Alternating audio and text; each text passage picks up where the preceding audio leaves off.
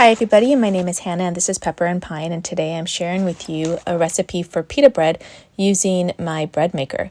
I'm going to add 1.5 cups of water, and it's too hot. You want to make sure that it's lukewarm or colder. If it's too hot, your yeast will die. So it's really important that it's the right temperature. So I had to just cool it down a little bit, and if you can put your finger in it and it's not too hot, then you can go ahead and use that. So next I'm going to add about 1/4 teaspoon of yeast. If you add more yeast, it will rise faster. If you add less yeast, it will rise slower.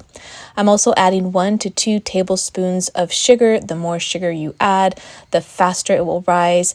Also, it will have a sweeter flavor. I'm not going to add the salt just yet. I'm going to add the olive oil and the flour next. I'm adding 2 tablespoons of olive oil. And next I'm going to add my dry ingredients. So I've got 3 cups of flour, and the more flour you add for this ratio, the drier this dough is going to be. And because I'm using my bread maker, I can make this a really dry dough because all the kneading is going to happen in my bread maker. So this makes it a lot easier to make this kind of dough. Otherwise, when I'm making a softer dough for pizza puffs, for instance, I just do it all in one big bowl, and the ratio is a little bit different so that it's more of a wet dough. So I'm going to add a little bit more flour here because I do want it to be quite dry, and the bread maker is doing all of the work to incorporate those ingredients together, so I don't have to get in there and knead it. So that's quite convenient. And also the bread maker is going to gently warm the whole compartment so that it's just the right temperature. And this is especially great on a cool day when the house is kind of cold. At least the bread maker will keep the dough nice and warm. It takes about 1.5 hours for it to rise. You can let it rise further if you'd like. You can also put this in the refrigerator and let it rise overnight. I'm going to add a little bit of flour to my countertop, and I'm going to roll out the dough. I don't usually do this. This is more time consuming and more messy than just taking little dollops with my hand and then pressing it onto the tray that I'm going to cook on, but I'm going to do it this way.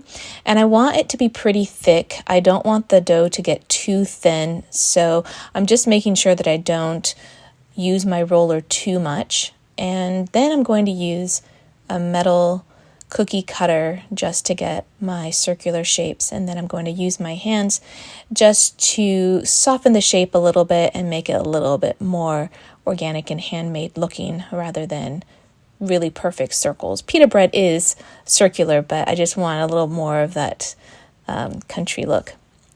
I'm going to take this extra dough and incorporate it with that extra flour that was on the counter. I'm going to let it rise just a little bit longer. I'm just going to let it rest for a little bit while the pitas bake. I added a little bit of olive oil, and I've preheated my oven to 420 degrees. And it doesn't take too long to cook, maybe 5 to 8 minutes. You want to keep an eye on them so that they don't get too dry, and you just want that nice kind of crispy look on the outside. It's nice and soft on the inside.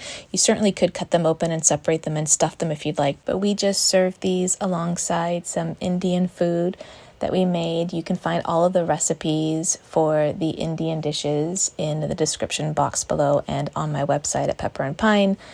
If you'd like to see what we're cooking on a daily basis, you can find me on Instagram at Pepper and Pine.